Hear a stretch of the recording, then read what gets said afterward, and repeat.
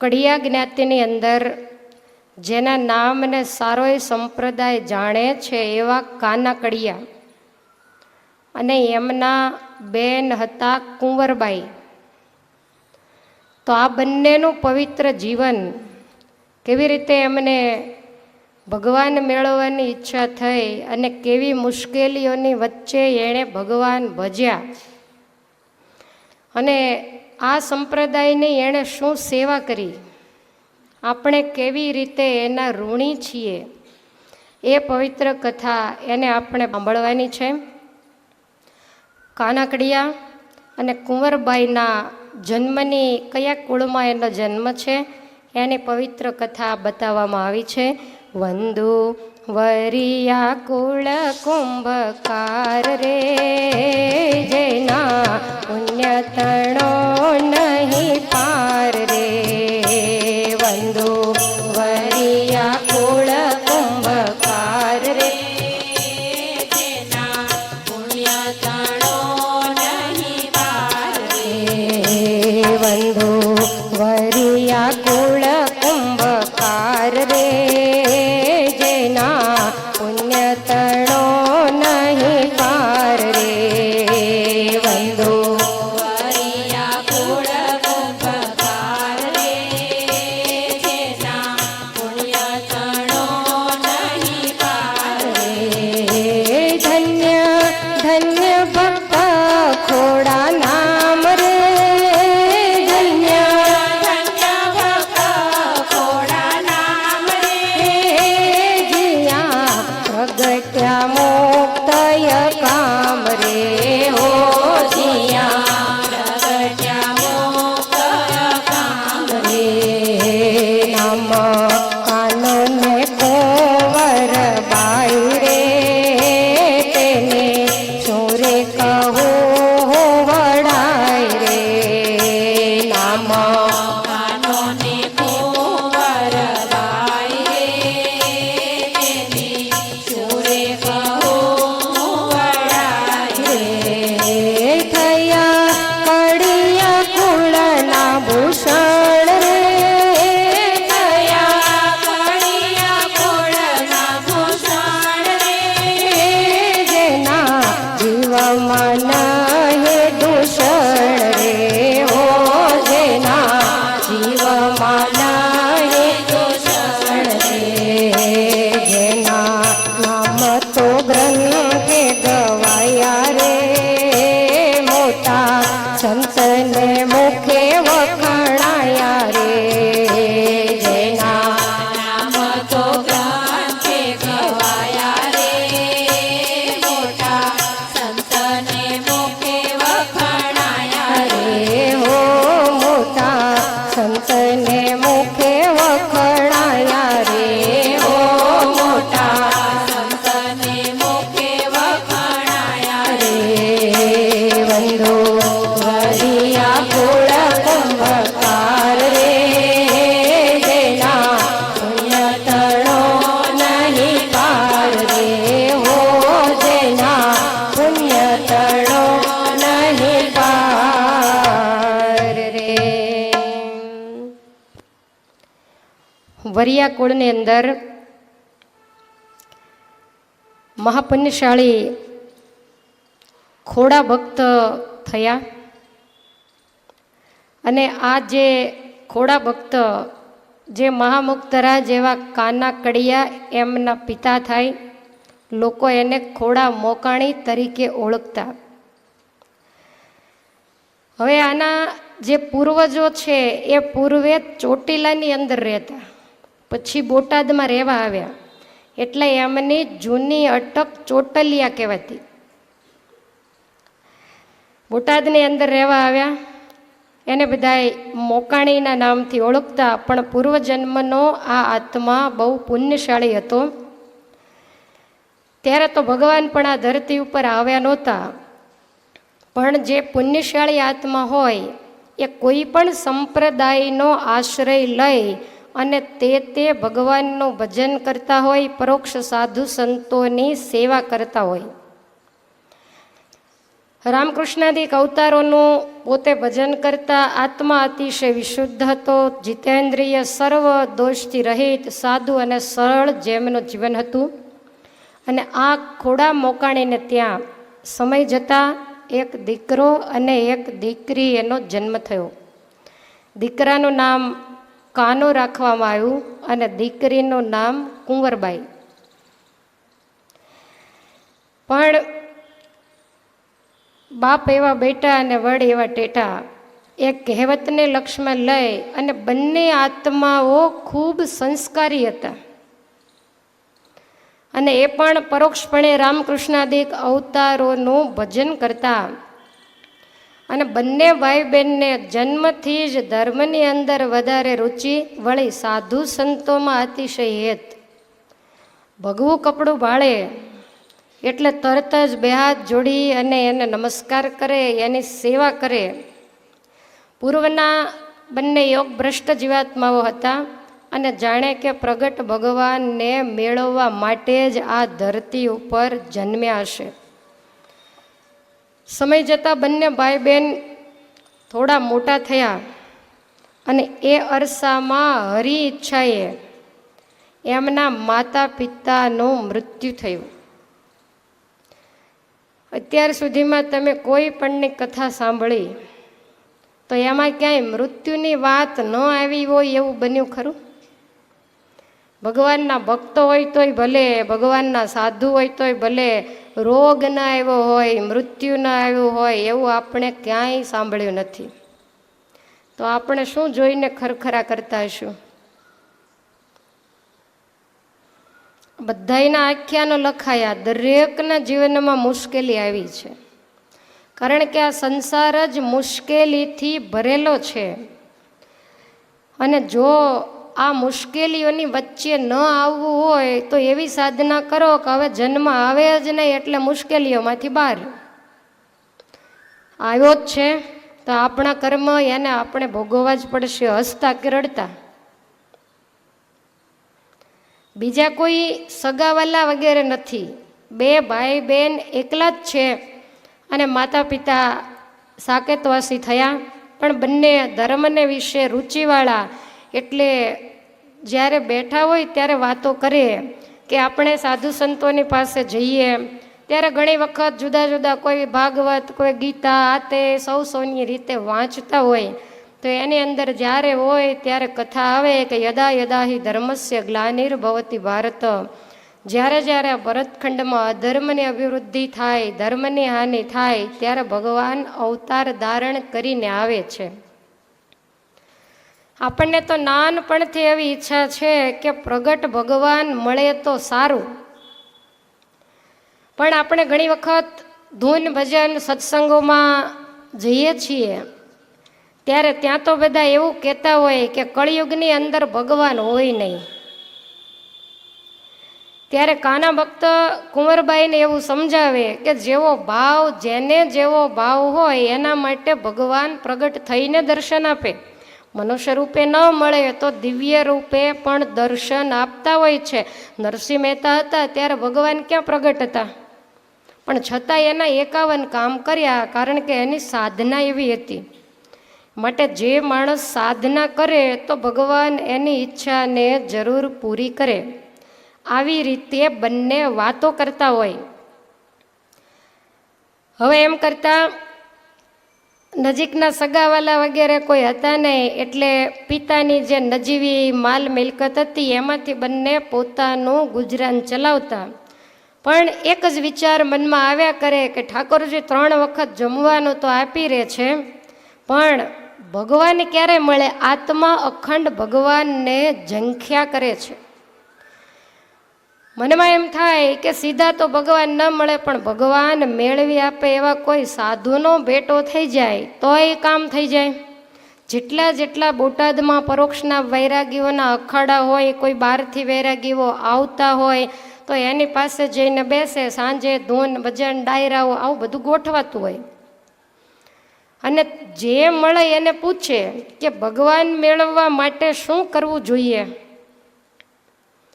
હવે પોતાને જ મળ્યા ન હોય એ બીજાને શું મેળવી આપે, એટલે બધાય જુદા જુદા જવાબ આપે કે ભાઈ ભગવાન મેળવવા એ કાંઈ છોકરાના ખેલ નથી.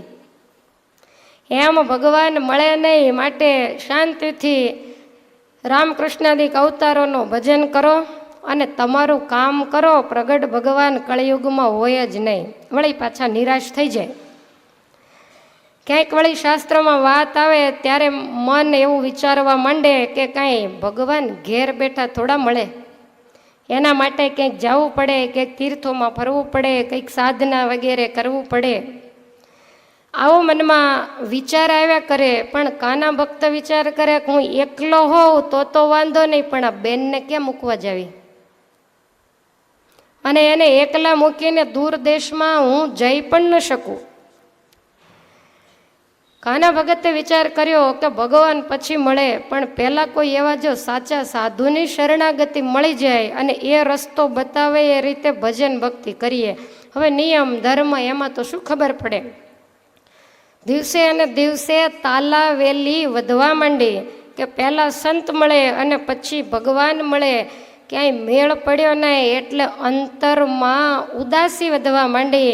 મનોમન બંને વિચાર કરે છે કે ક્યાં મળે મને સાચા સંત, ક્યાં મળે મને સાચા સંત, ક્યાં મળે મને સાચા સંત, ક્યાં મળે મને સાચા સંત. ઓળખાવે પ્રગટ ભગવંત, ઓળખાવે પ્રગટ ભગવંત, ઓળખાવે પ્રગટ ભગવંત, ઓળખાવે પ્રગટ ભગવંત.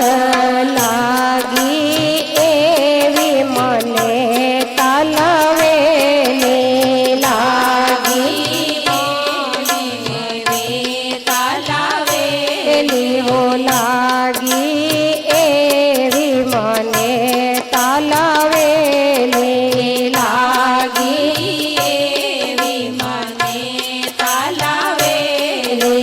ચાલ્યા પરોક્ષે બોટાદ મેલી, ચાલ્યા પરોક્ષે બોટાદ મેલી, હો ચાલ્યા પરોક્ષે બોટાદ મેલી, ચાલ્યા પરોક્ષે બોટાદ મેલી. ક્યાં મળે મને સાચા સંત, ઓળખાવે પ્રગટ ભગવંત. મનમાં અતિશય પ્રગટ ભગવાનને મળવાની તાલાવેલી લાગી અને એવામાં કાના ભક્તને સમાચાર મળ્યા કે પાળિયાદની અંદર જે વિસામણ ભગત કહેવાય છે અને લોકો પ્રગટ પીર માને છે, આમને આમ જ અહીંયા બોટાદમાં રહીશ તો કંઈ ઘેર બેઠા તો સંત કે ભગવંત મળતા નથી, એના માટે દાખલો કરવો પડે. કાના ભક્તે બેનને પૂછ્યું કે પાળિયાદ કાંઈ અહીંયાથી દૂર નથી અને મને સમાચાર મળ્યા છે કે ત્યાં પ્રગટ પીર એવા વિસામણ ભગત છે, તો હું એને શરણે જાઉં. બોટાદ નજીક છે, અવારનવાર અહીંયા આવતો રહીશ, તો તમે એકલા ઘેર રહેશો. ત્યારે કુંવરબાઈ કહે છે કે ભગવાન મેળવવા માટે ભાઈ તું જો જાતો હો તો મને અહીંયા કાંઈ વાંધો નથી. અડખે પડખે આડોશી પાડોશી માણસો બધાય ખૂબ સારા છે અને અઠવાડિયે 15 દાડે જ્યારે સમય મળે ત્યારે અહીંયા આવતા રહેજો. આવી રીતે વાત કરી બેનની રજા લઈ અને કાના ભક્ત પાળિયાદ જગ્યામાં આવ્યા છે.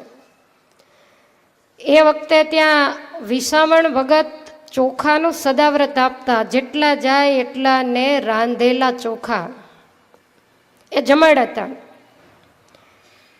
2-5 દિવસ થયા પણ ખૂબ હૃદયથી કાના ભક્ત ત્યાં સેવા કરે છે, એટલે ત્યાંના લોકોને બહુ વિશ્વાસ બેઠો કે આ બહુ સાચો માણસ છે. એટલે ચોખાની રસોઈ કહેતા ચોખા રાંધવાની જે સેવા હતી રસોડાની, એ આખું રસોડું કાના કડિયાને સોંપી દીધું કે તમે ધ્યાન રાખજો કે ભાત ક્યાંથી લાવવા, રોજ કેટલા બનાવવા, કેટલી જરૂર પડે, કોને કઈ રીતે આપવા, આ બધી વ્યવસ્થા તમારે કરવાની છે. કાના ભક્તા બધી વ્યવસ્થા કરે, પણ એટલું બધું ભાવથી કરે કે આ સેવા કરું એના પુણ્ય પ્રતાપે મને ભગવાન મળે. સમય પછી સમય જવા માંડ્યો. 5-6 વર્ષના વાણા વાયા, અવારનવાર બોટાદ આવતા રે.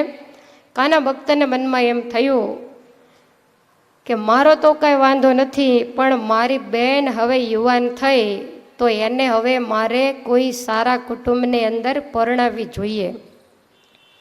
આવો વિચાર કરી અને પોતાની જ્ઞાતિમાં તપાસ કર્યો તો સારંગપુરની અંદર પોતાની બહેનને યોગ્ય કુટુંબ મળ્યું, એટલે કુંવરબાઈને સારંગપુર ગામે પરણાવ્યા. પછી ઘર બંધ કરી અને કાના ભક્ત પાછા પાળિયાદ જતા રહ્યા. પાળિયાદની અંદર ચોખાના સદાવ્રતમાં કાના કડિયાએ 12 વર્ષ સુધી સેવા કરી છે. ભગવાન મેળવવા કેટલા બધા અઘરા હશે કહો. ધીરજ રાખી કે આ મોટા પુરુષ છે, એનું શરણું છોડવું નથી, ગમે ત્યારે મને ભગવાન જરૂર મળશે. 12 વર્ષના વાણાવયા. અને પછી મનમાં એમ થયું કે હવે મારી પણ ઉંમર થઈ. 12 વર્ષ મેં સેવા કરી, એટલે ત્યાં જગ્યામાં રજા માગી કે હવે હું મારે ઘેર જાઉં, ઘર મારું 5 વર્ષથી બંધ છે. બેનને પરણાવીને સાસરે મોકલ્યા. વળી બેન અવારનવાર આવે તો અહીંયા કંઈ જગ્યામાં થોડું હોવાય, એટલે મારે પણ ઘર બાંધી અને બોટાદ રહેવું જરૂરી છે. એટલે એમના ગુરુએ માથે હાથ મૂકી અને આશીર્વાદ આપ્યા કે તારી મનોકામના પૂરી થશે. ત્યાંથી બોટાદ આવ્યા. પણ કાના ભક્ત એવો વિચાર કરે કે મારે મા બાપ નથી, કોઈ સગાવાલા નથી, કોઈ એવી લાંબી માલ મિલકત જમીન કાંઈ નથી, મને દીકરી દે પણ કોણ? અને કાંઈ પણ લગ્ન સગપણ વગેરે કરવું હોય તો કોક આગળ ચાલે ત્યારે થાય, પણ કાંઈ વાંધો નહીં, જેવી ભગવાનની મરજી એમ વિચારી બોટાદ આવ્યા. પોતાનું ઘર ખોલી સાફસૂફ કરી અને ત્યાં રહેવા લાગ્યા. અખંડ ભગવાનનું ભજન કરે. પોતાને કડિયા કામ વગેરે આવડતું, એટલે આવું બધું કરે અને એમાં એની આજીવિકા ચાલે. પણ ગુણિયલ બહુ હતા, વળી સજ્જન નીતિવાળા, સ્વપ્નામાંય ક્યારેય ખોટું ન કરે. ભગવાનને એવી મરજી થઈ અને આમના સદગુણ જોઈ અને બોટાદના જ ડાયા સાપરા એમણે પોતાની બેન જકલબાઈના લગ્ન કાના કડિયાની સાથે સામે ચાલીને કર્યા. જકલબાઈ પણ ભગવાનને વિશે ખૂબ ભક્તિભાવનાવાળા, સાધુ સંત પ્રેમી હતા. ખૂબ સુખપૂર્વક સંસાર ચાલે છે, બંને હરિગુણ ગાય છે. અને એ અરસામાં એવા સમાચાર મળ્યા કે વિસામણ ભક્તે શરીર છોડી દીધું અને પાળિયાદ જગ્યાની ગાદી એમના ભાણેજ લક્ષ્મણજી મહારાજને આપવામાં આવી.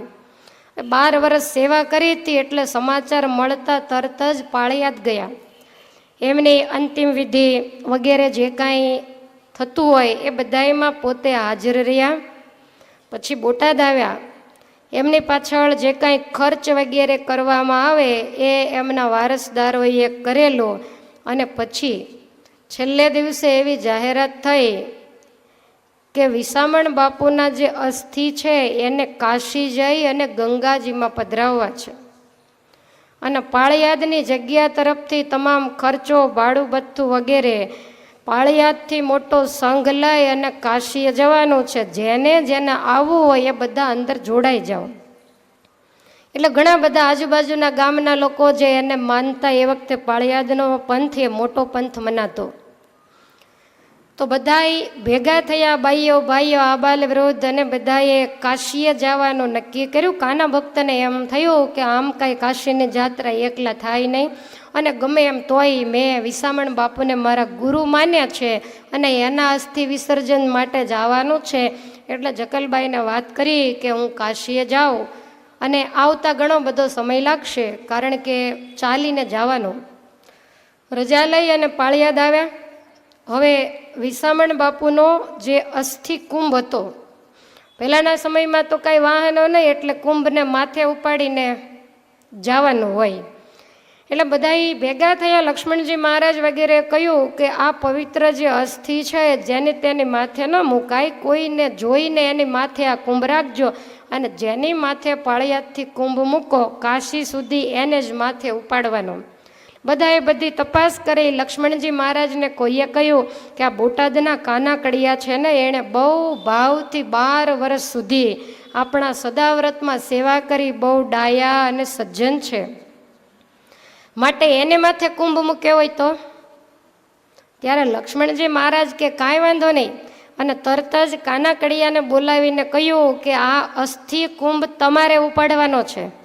કાનાકડિયા તો બહુ રાજી થયા. કહો 12 વર્ષ સેવા કરીએ, સાર્થક થઈ, આટલા બધા જગ્યાની અંદર એને માનનારા શિષ્યો, પણ કોઈનો નહીં, અને હું સાવ સામાન્ય માણસ, અને છતાંય ભગવાને દયા કરી આવા મહાપુરુષના અસ્થિ મારે ઉપાડવાના થયા. અતિ પ્રસન્ન થયા, અને એ જે અસ્થિ કુંભ હતો એ માથે ઉપાડ્યો. જ્યાં સાંજે ઉતારો થાય તો એક બાજુ જગ્યામાં પાણી છાંટી પવિત્ર કરી અસ્થિ કુંભને પધરાવવામાં આવે. રાત્રિ મુકામ થાય, બીજે દિવસે વળી ચાલતા થાય. આ રીતે સમય પછી સમય જતાં કાશીએ પહોંચ્યો સંઘ, અને કાશીએ ગંગાજીમાં સ્નાન કરી અને કાનાકડિયાના હાથે જ વિધિ કરાવી અને આ અસ્થિનું ગંગાજીમાં વિસર્જન કરાવવામાં આવ્યું.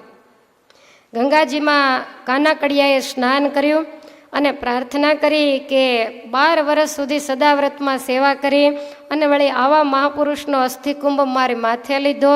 અમારી પેઢીઓએ કોઈ દિવસ કાશીની ગંગામાં નાહી નથી, અને મને આટલી યુવાન અવસ્થામાં નાની ઉંમરમાં ગંગાજીમાં સ્નાન કરવા માટે મળ્યું.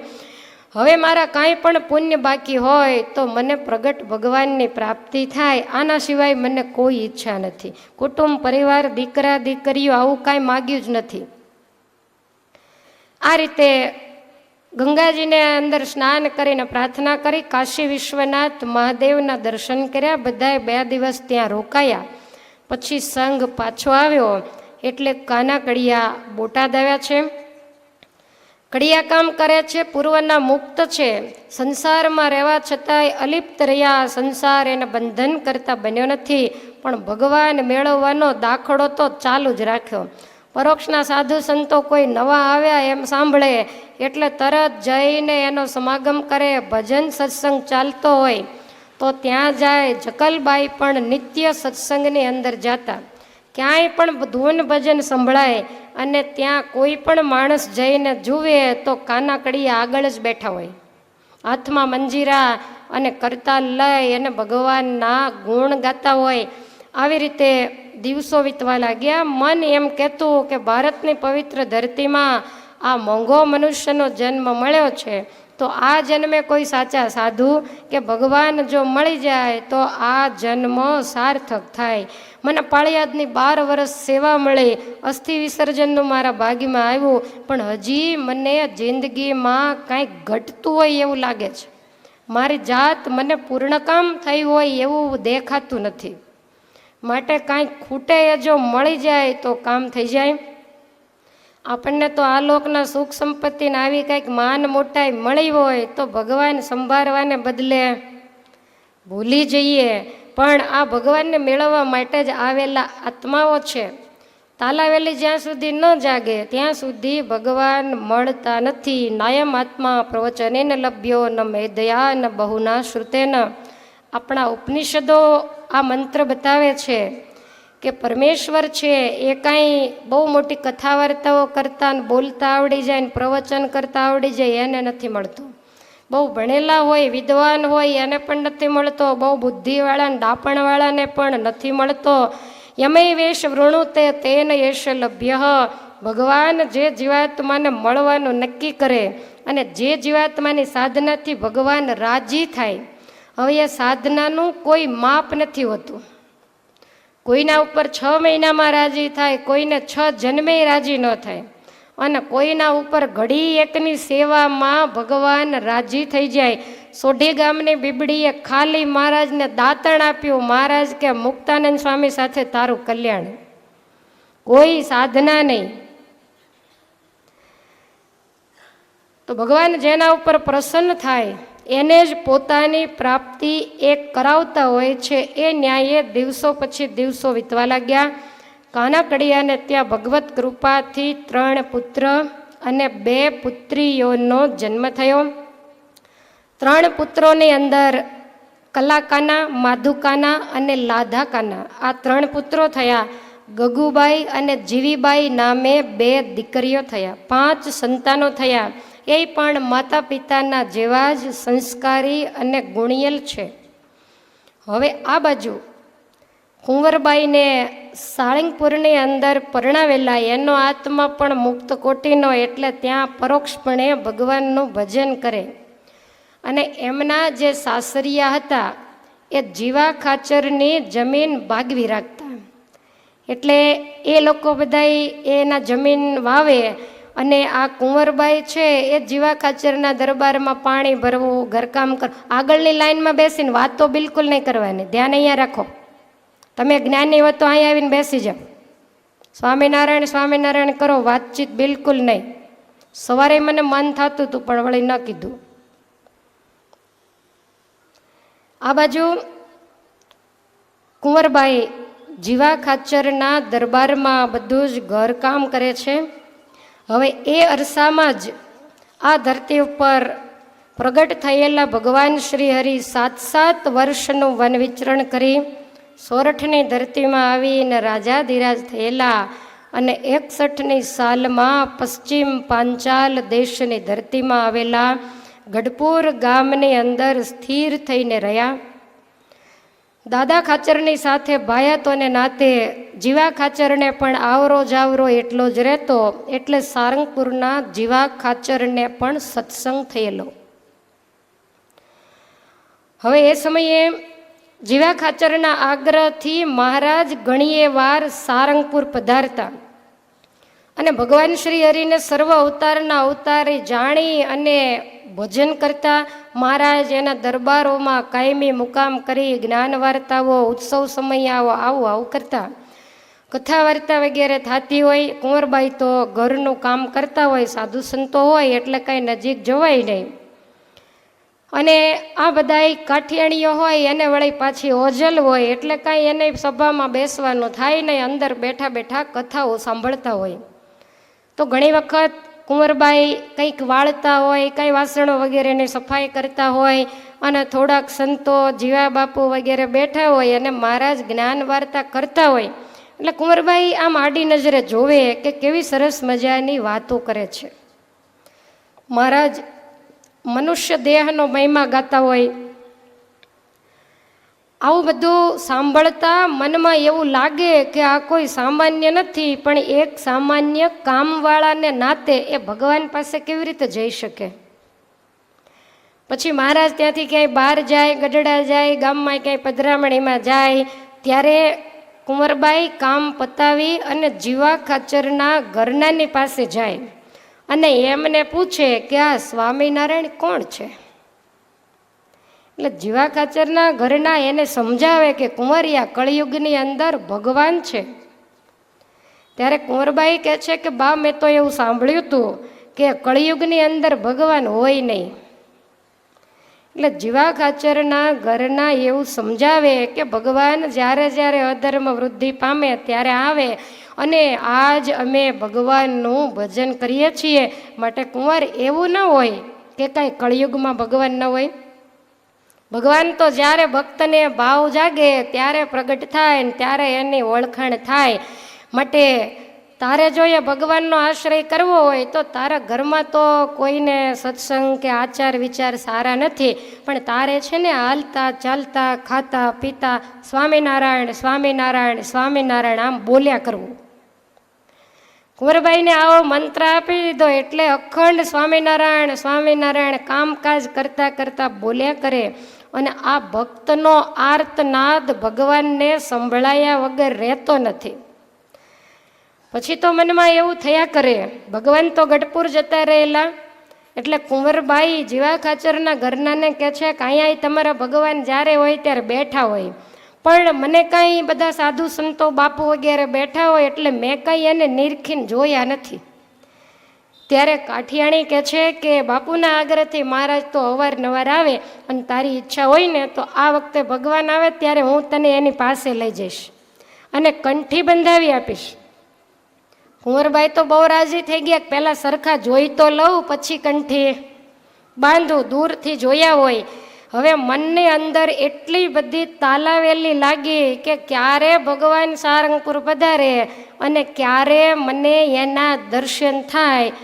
આ પૂર્વ જન્મનો પુણ્યશાળી આત્મા હોય તો જ થાય.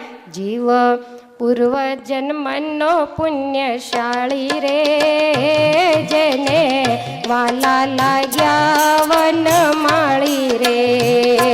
જીવ પૂર્વ જન્મનો પુણ્યશાળી રે, જેને વાલા લાગ્યા વનમાળી રે. જીવ પૂર્વ જન્મનો પુણ્યશાળી રે, જેને વાલા લાગ્યા વનમાળી રે. જીવ પૂર્વ જન્મનો પુણ્યશાળી રે, જેને વાલા લાગ્યા વનમાળી રે. તપે કરીને ખાપી જો જાય રે, તપે કરીને જો કીધું જાય રે, તપે કરીને ખાપી જો જાય રે, તપે કરીને ખાપી જો જાય રે. તોય પ્રગટ પ્રતીતિ ન થાય રે.